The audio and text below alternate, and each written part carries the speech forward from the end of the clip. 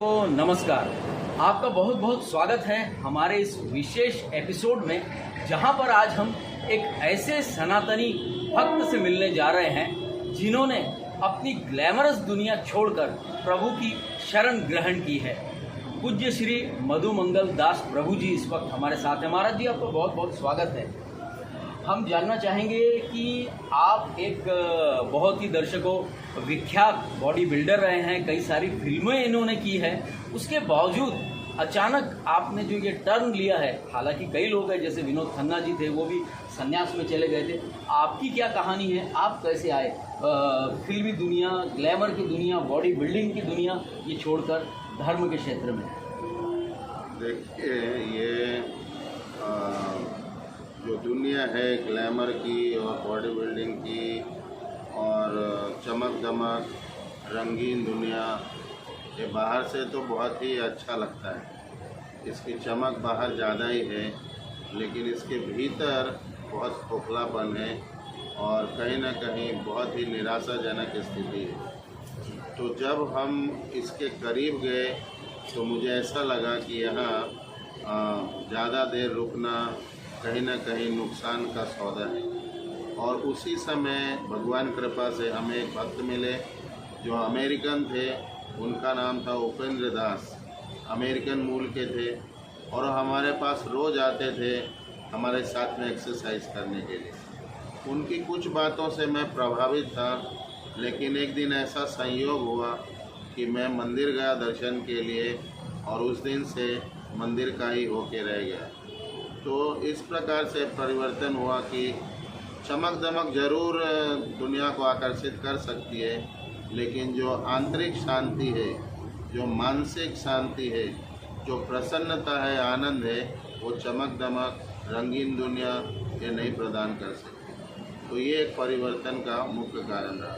और महाराज जी, दूर से आपको कोई देखता है तो आपके ये बल्ले और ये बॉडी देख के लोग डर जाते हैं, लेकिन जब आपके पास आते हैं तो आपका एक मृदु व्यवहार और इतना विनम्र आपका भक्तों के साथ व्यवहार रहता है और इतना अच्छा प्रवचन भजन होता है, तो एकदम ये अलग अनुभूति होती है। आपको कैसा लगता है जब भक्त ऐसा आश्चर्य करते हैं तो? नहीं, देखिए, मेरा बहुत ही स्वाभाविक स्वभाव है। मैं कोई बनावटी आदमी नहीं हूँ, जो हूँ वो हूँ, सामने से दिखता हूँ।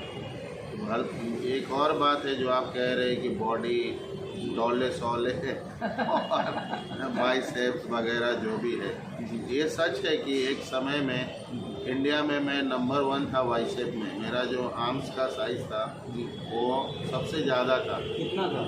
और 19.5 था। जो मिस्टर यूनिवर्स हमारे देश में एक ही मिस्टर यूनिवर्स हुए, उनका नाम है प्रेमचंद डोगरा, तो उससे भी मेरा ज़्यादा 19.5 था, उनका 18.5 था। तो मतलब वो सनी देओल जो कहते हैं ये 2.5 किलो का हाथ, उससे भारी हाथ आपका। निश्चित रूप से सनी देओल एक प्रसिद्ध अभिनेता है जी। और प्रसिद्ध अभिनेता या कोई भी जीवात्मा जी। जो बोलता है बहुत प्रसिद्ध हो जाता है, लेकिन हमारा उनके सामने 5 किलो का हाथ था, 2.5 किलो का नहीं। 19.5 इंच ऐसा कोई नहीं था उस समय जो दोनों हाथ से भी मेरा एक हाथ पकड़ सकता था।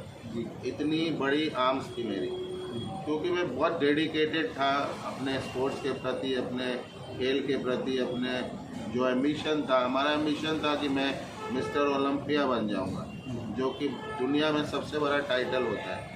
लेकिन जैसे ही हमें पता चला कि ये सब शरीर के स्तर पे है और मटेरियल है, बहुत ही गैरनश्वर है, जब ये फिलॉसफी प्रभुपाद महाराज की कृपा से मेरे अंदर आई, तो उस दिन बस आखिरी दिन था और मैंने तय किया कि अब मैं आत्मा के स्तर पे जीऊँगा, क्योंकि मैं हूँ आत्मा, सोल हूँ। तो मैं सोल के स्तर पे, और वहाँ से हमारा गंभीर आध्यात्मिक जीवन शुरू हुआ, जो निरंतर भगवान कृपा से, जगन्नाथ जी और जगन्नाथ बलदेव सुभद्रा जी की कृपा से, गुरु कृपा से, अनेक वैष्णवों की कृपा से, अनेक संतों की कृपा से दिनों दिन ये बढ़ोतरी होते जा रही है और मुझे आनंद हो रहा है। महाराज जी, कई संतों के साथ में आप रहे, कई बड़े बड़े जो विद्वान लोग हैं उनसे तो आप मिले ही, लेकिन कहीं ना कहीं वो आपका दोस्त जो अमेरिकन था, उसने भी कहीं ना कहीं बहुत बड़ा रोल अदा किया।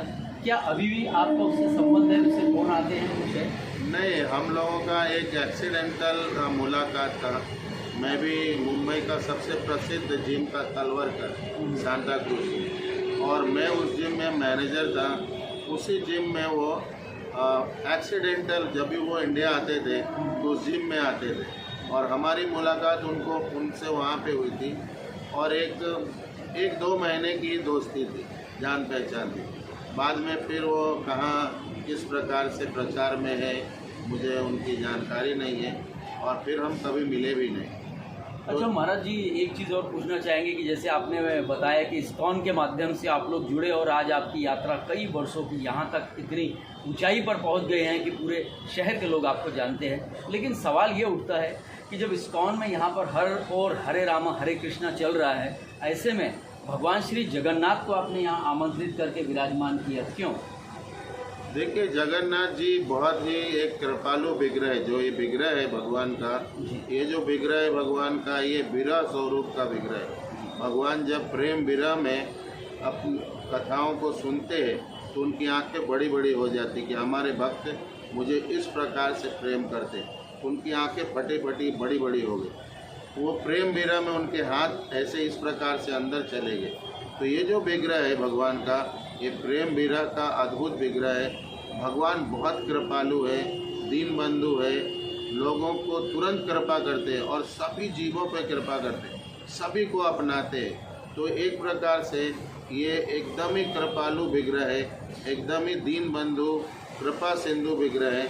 इसलिए हम लोगों ने जगन्नाथ जी को यहाँ विराजमान किया है। ये पतित पावन भगवान है, ये पतितों का पावन करते हैं, तो इसलिए भी हम लोगों ने यहाँ जगन्नाथ जी की सेवा में है। महाराज जी, वैसे तो जब आप ग्लैमर की दुनिया में थे तो ये भौतिकवादी शरीर तो आपका अभी भी है, हालांकि भक्तिमय हो चुका है, लेकिन उस समय आपके शरीर की एक आदत रही होगी कि ये खाना है, वो शौक़ है, और अब आप जब आध्यात्मिक दुनिया में आ गए हैं तो आपका खान पान तो एकदम सरल हो गया है, सादगी भरा हो गया है। तो कभी आपको कुछ इसमें असहज महसूस होता है? नहीं, देखिए, अभी एक ये बीमारी जैसा है, मानसिक बीमारी जिसको कहते हैं, कि हम अगर नॉनवेज खाएंगे और अगर हम वेजिटेरियन रहेंगे तो कमज़ोर हो जाएंगे। ये है नहीं। वास्तविक में जो वेज है उसमें कहीं ज़्यादा प्रोटीन, कहीं ज़्यादा फाइबर, कहीं ज़्यादा विटामिन, कहीं ज़्यादा शक्ति। आप जितने भी शक्तिशाली जीवों को देखेंगे वो प्योर वेजिटेरियन होते हैं। जैसे आप देखेंगे घोड़ा, हॉर्स पावर, ये प्योर वेजिटेरियन होते हैं, तो इनमें हॉर्स पावर रहता है। इतना तेज़, इतना मजबूत और कोई दूसरा प्राणी नहीं होते। ऐसे अनेक जो पावरफुल लोग हैं, पावरफुल जीव है, वो वेजिटेरियन होते हैं। तो ये एक भ्रम है कि अगर हम नॉनवेज खाएंगे तो बहुत शक्तिशाली हो जाएंगे। ऐसा है नहीं, ऐसा कुछ नहीं। ऐसे बहुत सारे आप जीवों को देखेंगे जो नॉन वेजिटेरियन है लेकिन ज़्यादातर बीमार रहते और शक्तिहीन रहते। तो इसलिए इस मानसिकता को बदलना होगा और इसे ठीक से समझना होगा। ठीक है महाराज जी, आपने बहुत ही अनमोल बातें बताई है। अब एक अंतिम सवाल दर्शकों आपके लिए।